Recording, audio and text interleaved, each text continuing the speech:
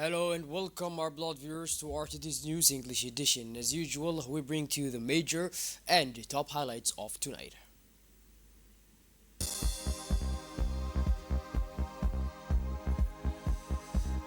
Transfer of power. Mahmoud Ali Yusuf takes the reins of the African Union.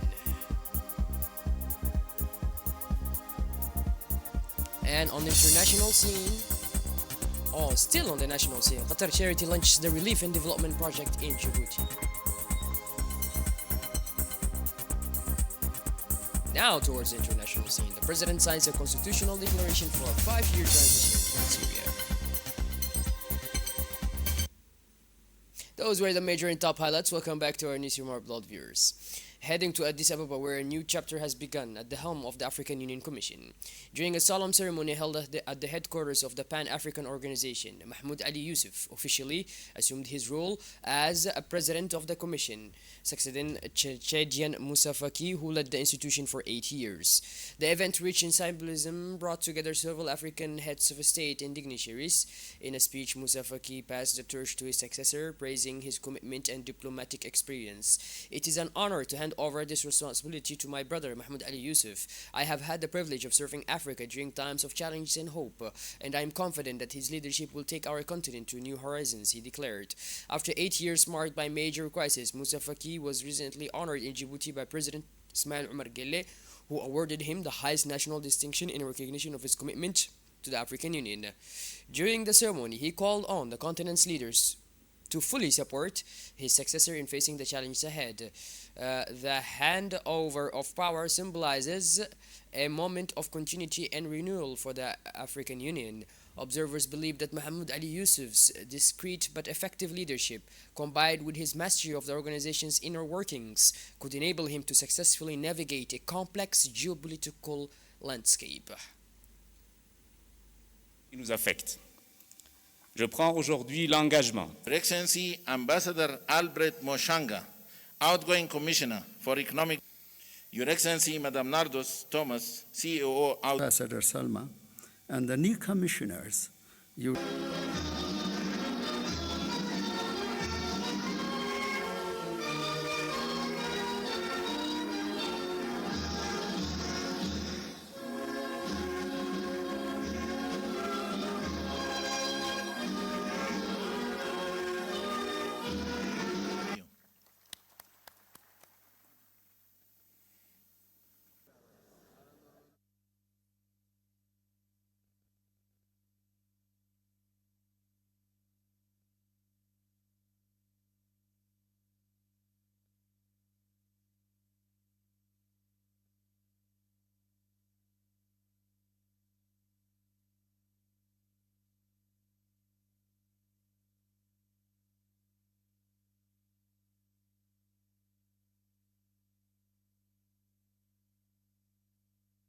Let us now listen to the address by the new president of the African Union Commission, Mr. Mahmoud Ali Yusuf.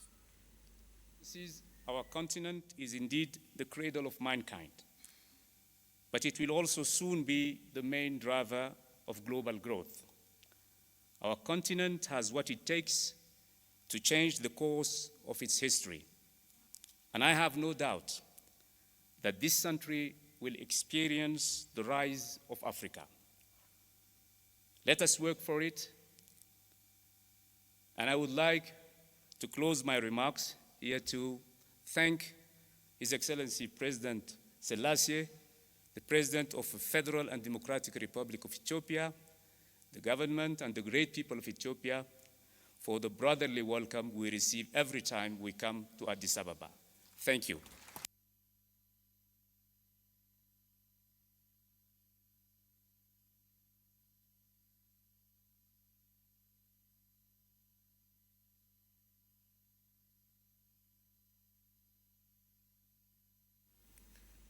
The Qatar Charity Office in Djibouti recently launched the Relief and Development Products project during an official ceremony at the Escal International Hotel. The event was held under the patronage of the Minister of Social Affairs and Solidarity, Mrs. Ulufa Ismail Abdo, and the Ambassador of the State of Qatar to Djibouti, Dr. Rashid bin Shafi Al Mewi. It also brought together several personalities, including the Minister of Health, Dr. Ahmed Robleh, the Secretary General of the Ministry of Women and Family, Mrs. Anisa Hassan Bahdan, and the Director of the Qatar Charity Office, Mrs. Ghada Izzeddin Ahmed. This project aims to support the most vulnerable groups, including impoverished families, orphans, and widows. It also contributes to youth empowerment through the creation of sustainable jobs and the strengthening of key sectors such as education and health, aligning its actions with the Sustainable Development Framework.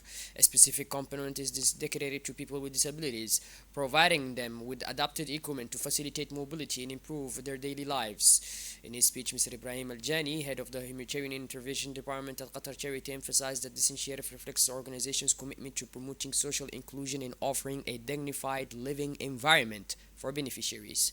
He also highlighted the importance of going beyond emergency aid by developing projects that enable young people to access sustainable economic opportunities. Speaking in turn, the General Secretary of the Ministry of Women and Family, Mrs. Anisa Hassan Bahdan, stressed the importance of empowering widowed women, a strategic focus for her ministry. She praised the impact of this project on the economic independence of women and the empowerment of living conditions for beneficiary families. For her part, the Minister of Social Affairs and Solidarity, Mrs. Ulufa Ismail Abdo, emphasized the strategic dimension of this initiative, which fully aligns with Djibouti's social development plans and strengthens community resilience in the face of economic challenges. Following the speeches, the distribution of relief and development product samples took place under the patronage of the Ministry of Social Affairs and the Qatari ambassador. The project includes hundreds of refuge tents, 2,900 water filters and 300 filtration systems, 900 solar lamps and 900 kitchen kits, 200 sewing machines, 100 electric wheelchairs and 600 manual ones, 123 wheeled tuk-tuks and 1,000 school desks and chairs. With such initiative, Qatar Charity enhances the prospects for inclusive and sustainable development, providing concrete solutions to the most vulnerable populations and opening new avenues to improve their daily lives.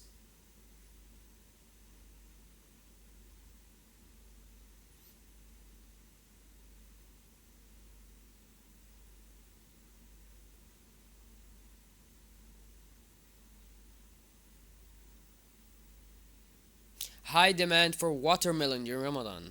In Djibouti, the holy month of Ramadan comes with deeply rooted culinary traditions. Among the most sought after foods for iftar, watermelon holds a special place. Appreciated for its hydrating properties, this fruit helps compensate for fluid loss after long hours of fasting. With the arrival of Ramadan, watermelon consumption has seen a significant increase across the country.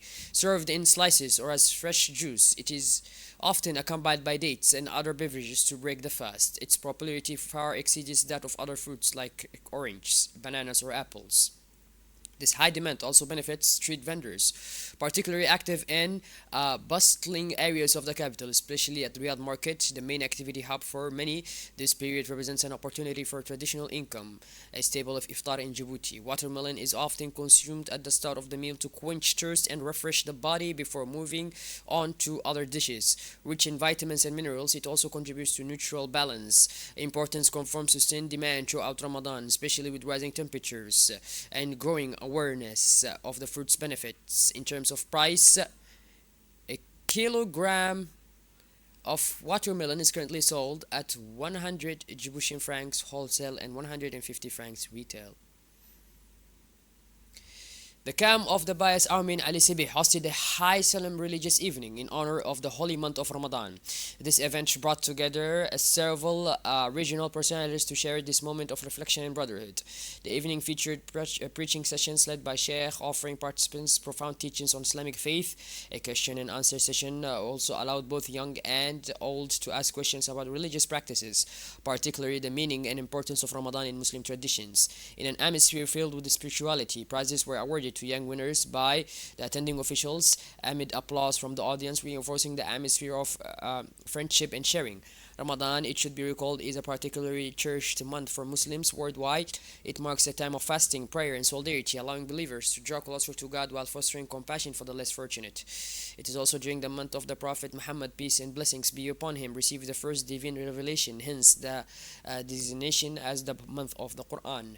An evening imbued with spirituality and cohesion, reflecting the values upheld by the holy month of Ramadan.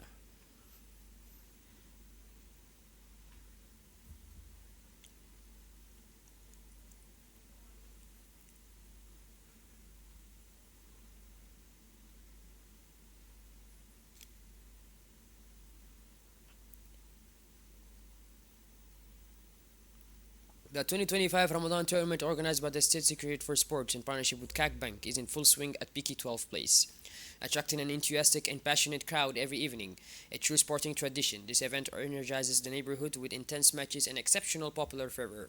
From the first matches, the participating teams displayed unwavering determination, delivering fierce duels and moments of pure intensity to the spectators. The competition is fierce, and every victory is achieved in an electric atmosphere fueled by passionate supporters. But beyond the sporting spectacle, the tournament is also a unique opportunity for the residents of Peaky 12 to come together, celebrating the nights of the holy month of Ramadan in a convivial and festive atmosphere. The event received support from the authorities, with the presence of a delegation from the State Secretariat for Sports, led by the Deputy Director General, Mr. Ahmed Ali, who came to encourage the players and commend this initiative that energizes local youth. The partnership between the State Secretariat for Sports and CAC Bank illustrates a shared commitment to promoting local sports and providing young talents with a genuine platform for expression. Shifting gears towards the international scene now, Syrian President Ahmed al-Shara has signed a constitutional declaration establishing a 5-year transition marking a new political era for the country. This text, drafted by a committee of experts, notably provides for the dissolution of the current constitutional court and the appointment of a new institution by the president. It also guarantees the independence of the judiciary and entrusts the Syrian parliament with the power to decide on any limitations to presidential prerogatives. Well, but these are Blood viewers. We finally conclude this edition. Thank you for being with us, and make sure to tune in later for more as usual. Have a wonderful evening, and please do take care.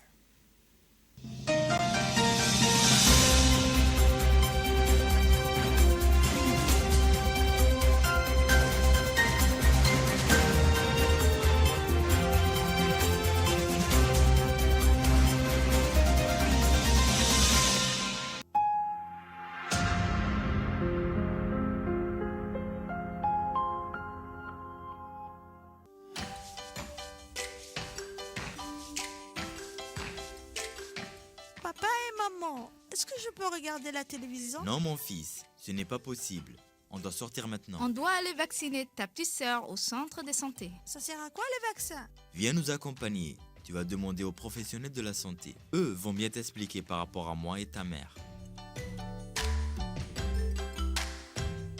Bonjour, monsieur l'agent vaccinateur. C'est quoi un vaccin? Le vaccin sert à protéger contre certaines maladies qui peuvent être parfois graves. Donc, il est indispensable de vacciner tous les enfants. C'est pour empêcher de tomber malade ou de transmettre la maladie aux autres. Maintenant, je vais vacciner ta petite sœur contre plusieurs maladies. Tu sais, mon petit, on peut faire plusieurs vaccins en une seule injection.